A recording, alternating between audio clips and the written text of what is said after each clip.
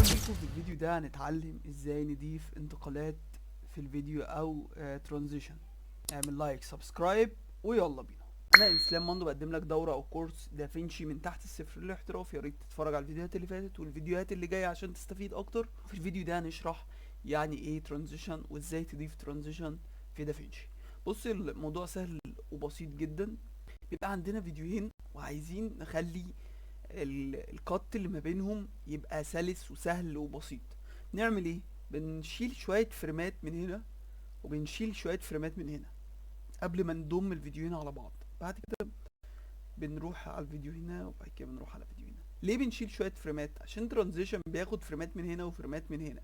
تمام. انا بقى مش عايزه ياخد من الفيديو نفسه، انا بديله مساحته بس ما ياخدليش من الفيديو نفسه او المحتوى نفسه اللي انا عايز اخليه يفضل ظاهر. بس انا عايز ترانزيشن في القط ده يبقى ترانزيشن لذيذ وسهل وحلو.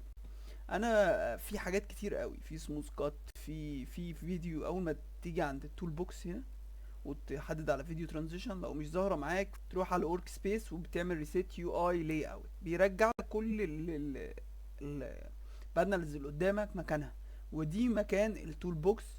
وهتروح على فيديو ترانزيشن تعلم عليها، هيظهر لك القائمه ديت فيها ترانزيشنز كتير. اختار الترانزيشن اللي انت عايزه وابدا ضيفه. انا بحب الصراحه الدسلوف، فاروح ماسك الدسلوف كده، ماسكه شده كده وحاطه ما بين الفيديوهين. حطيته ما بين الفيديوهين، اتفرج بقى عليه. اتفرج عليه.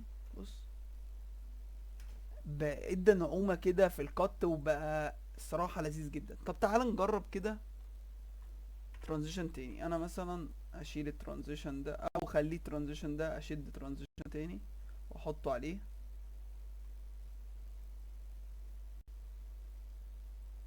واشغل الفيديو بتاعي.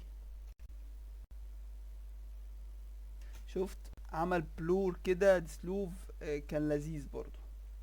انا شلت ترانزيشن عشان احط ترانزيشن تاني. في ترانزيشنات كتير الصراحة. مثلا ده بوش بس ما تستخدموش في كل الحالات. ده بيبقى مثلا للبرامج التلفزيونية، للحاجات البودكاست، الحاجات اللي شبه كده تبقى احسن. لكن الحاجات الطبيعية بتبقى عايزة دسلوف. في حاجات بقى اشكال مختلفة كتير. وفي جليتش مثلا. جليتش بيستخدموه بمعظم اللي بيقدموا محتوى تقني،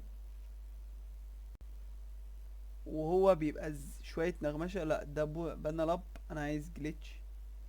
فين الجليتش؟ اهو جليتش. شده.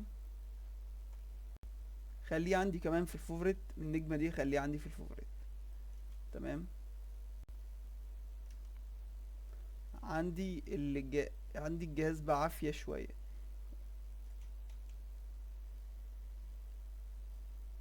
عمل جليتش كده وراح مبين اللي بعدها.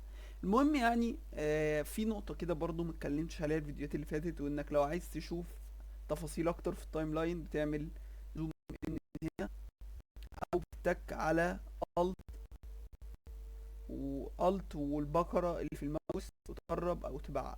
تمام. ده بالنسبة لو انت عايز تشوف تفاصيل اكتر في التايم لاين. وبكده عرفنا ازاي نضيف ترانزيشن او انتقالة ما بين فيديو والتاني.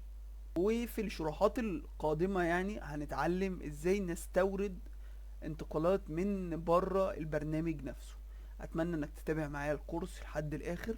ما تنساش تتفرج على الفيديوهات اللي فاتت والفيديوهات اللي جايه وتعمل لايك سبسكرايب. انا اسلام مندو هعلمك دافنشي من تحت الصفر لحد الاحتراف. دلوقتي وصلنا نهايه الفيديو. احب اختم الفيديو بكلمه لا اله الا الله.